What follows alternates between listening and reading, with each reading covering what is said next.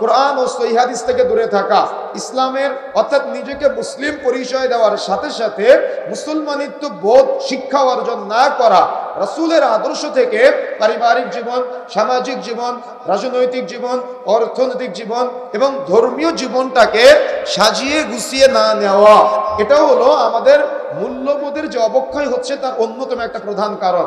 2 নম্বরে ধর্মহীন শিক্ষা ব্যবস্থা। আজকে আমাদের সমাজে শিক্ষা ব্যবস্থার আমরা বহু উন্নত দেখতে পাচ্ছি, তার মানে শিক্ষা ব্যবস্থা ডেভেলপ হচ্ছে, কিন্তু সে শিক্ষার মধ্যে ধর্ম নাই। আর যে শিক্ষার মধ্যে ধর্ম নাই সে শিক্ষা কখনো সুশিক্ষা হতে পারে না। আপনি যতই দুনিয়াবী শিক্ষা অর্জন করেন না কেন, এই দুনিয়াবী শিক্ষা অর্জনের আগে বা পরে যদি আপনি দুনিয়াবী শিক্ষা অর্জনের আগে যদি আপনি কোরআন ও সহিহ সুন্নাহর শিক্ষা অর্জন না করেন, অর্থাৎ কোরআনের জ্ঞান বা ইলম অর্জন না করেন, তো কখন ইসলাম আপনাকে শিক্ষিত বলে নাই। এই জন্য যদি নিজেকে শিক্ষিত প্রমাণ করতে চান তাহলে কোরআনের ইলম, কোরআনের জ্ঞান অর্জন করতে হবে।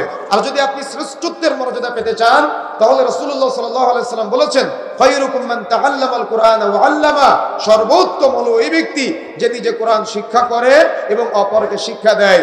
এই জন্য শিক্ষা ব্যবস্থার সাথে কোরআন এবং সহিহ সুন্নাহ অর্থাৎ অ্যাডজাস্ট, এটা বাধ্যতামূলক করা সময়ের দাবি।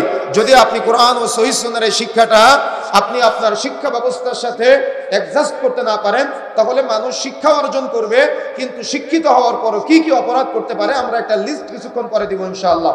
2 নম্বরে